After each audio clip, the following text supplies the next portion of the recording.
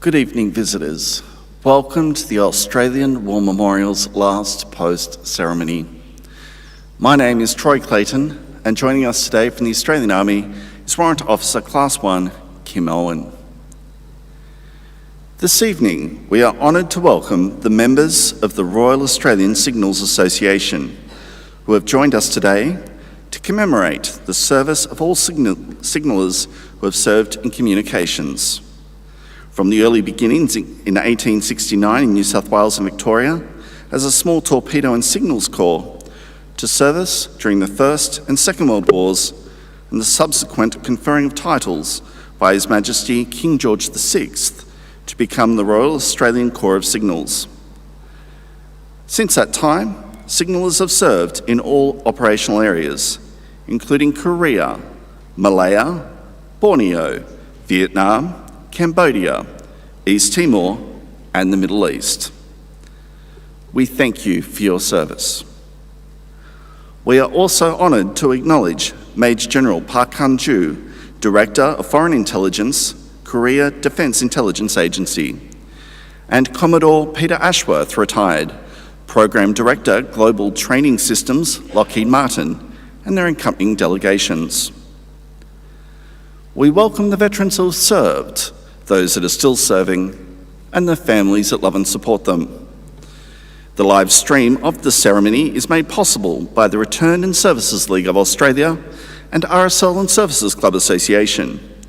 We welcome members who are watching the broadcast of this ceremony across Australia. During this evening's ceremony, wreaths will be laid at the base of the Pool of Reflection by visitors to the memorial. If you're able, please stand and join in singing the National Anthem.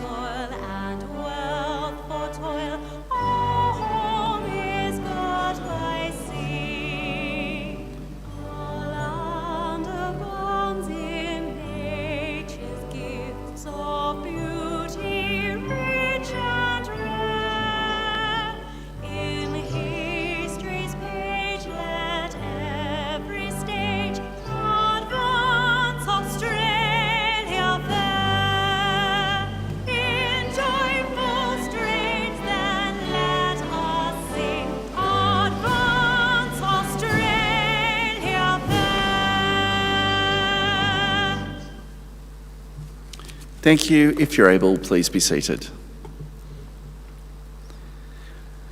The Australian War Memorial was the vision of Charles Bean, Australia's First World War official historian. Bean landed with the Australian troops on Gallipoli and stayed with them at the front through to the end of the war.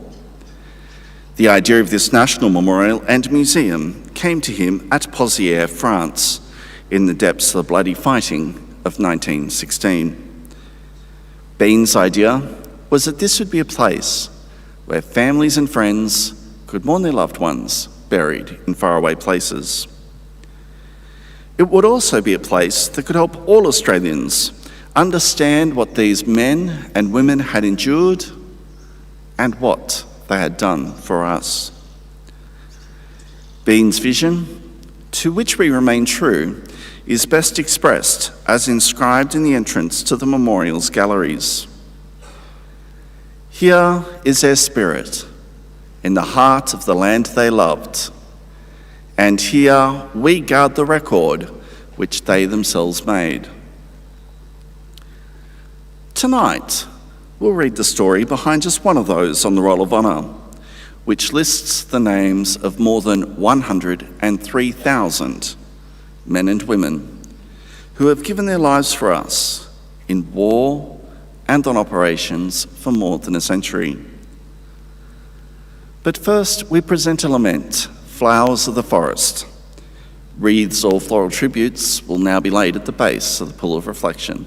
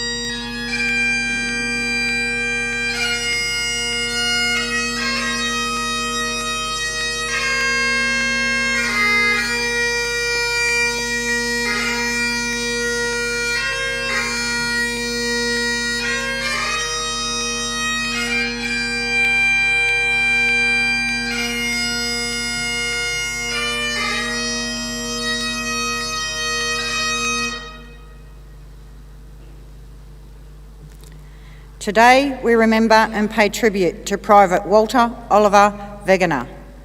Walter Wegener was born on the 27th of February 1897 to Lebrec and Alan Wegener of South Australia. His father was a German migrant from Hanover who had come to South Australia in 1879 and settled in Tunbury Bay, where he worked as a wheat buyer and then in mining. The Wegener family were an important part of Tunbury Bay society. Lebrec held the position of auditor on the district council and donated the land for the Catholic Church in 1910. Walter was educated at the Tunbury State School and went on to work in the local post office. On the outbreak of war in 1914, he was working in the parcels department of the General Post Office.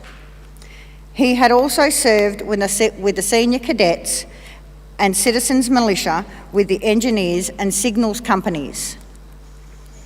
Walter Wegener enlisted in the Australian Imperial Force on the 10th of February 1916 and was posted to reinforcements to the 27th Battalion. After a period of training in Australia, he left for active service overseas in November 1916 on board the troop ship Aenas. Arriving in Egypt a little over a month later, Walter continued training in the desert before being sent on to England. Private Wegener joined his battalion on the battlefields of the Western Front in December 1916. Serving as a signaller in the 27th Battalion, his fellow signallers called him Wag. Private Wegener spent the bitterly cold winter of 1916 and 17 with his battalion as it rotated in and out of the front lines, holding defensive positions until the weather cleared enough for offensive operations against the enemy to resume. Early in 1917, the German army withdrew to a strongly prepared defensive position known as the Hindenburg Line. The Australians were part of the force following up this tactical withdrawal and found themselves facing the Hindenburg Line near the French village of Bullecourt. One of Wegener's comrades, Private Cyril Oswald, later recalled how during this period, a German signal lamp had been observed flashing behind the signal lines, and Wag and I were posted along a road to see if we could get any information from it. We couldn't learn anything. But the night was fine, and we laughed at the way Fritz was sending up flares all along his lines.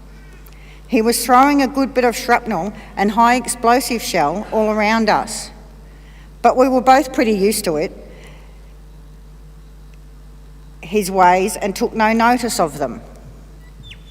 In the early hours of the following morning, the 3rd of May 1917, the Australians attacked German positions at Bullecourt. The village had been destroyed by British artillery in the days before the attack, and the Australians were part of an operation to capture the village that was launched at 4:30 a.m. Private Wegener and another man, Private Dick Melville, were ordered to go over with the infantry as they advanced to establish battlefield communications, Private Oswald later recalled. We knew well what a risky job it was, but we had all been in tight corners before. We packed their phones and wire and saw that their arms and ammunition were in good order while they had supper. They were both cheerful and buckled on their equipment and shook hands. Private Oswald and his companions never saw Walter Wegener or Dick Melville again, he wrote. It seemed impossible for any living thing to get across that open ground, yet our boys got across and fought hand to hand with bombs and bayonets. Wag and Dick Melville got safely across and must have laid their wires as they went, for a message came through to say they were okay. Later in the day, both the poor chaps were killed at their posts by a shell that came right through their bivvy. A few days later, Walter Wegener's mates snuck out into no man's land and left 2 little crosses for Wag and Dick, Oswald wrote. It was a great shock, for Wag was the most cheerful chap in the signallers. His body was later recovered from the battlefield, and today Private Walter Wegener remains lie in Quent Road Cemetery, a few graves away from his comrade, Private Claude Dick Melville. Walter Wegener was 20 years old. His name is listed on the Roll of Honour on my right, amongst almost 62,000 Australians who died while serving in the First World War. His photograph is displayed today beside the pool of reflection. This is but one of many stories of service and sacrifice told here at the Australian War Memorial. We now remember Private Walter Oliver Wegener, who gave his life for us, for our freedoms, and in the hope of a better world.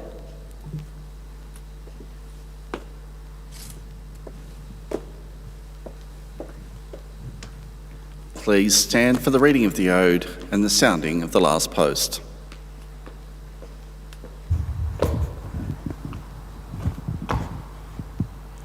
They shall grow not old, as we that are left grow old.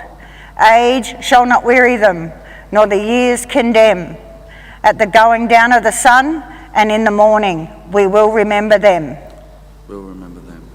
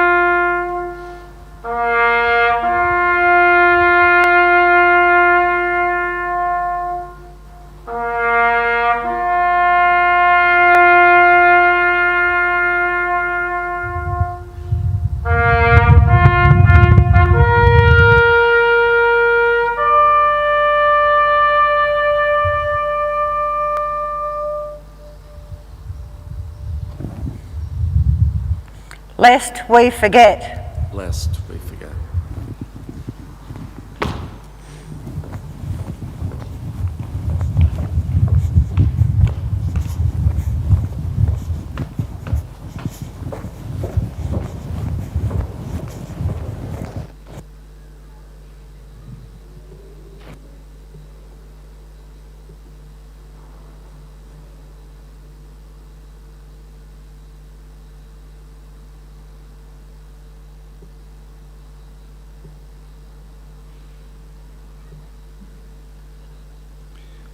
We leave you this evening with the words of the memorial's founder, Charles Bean.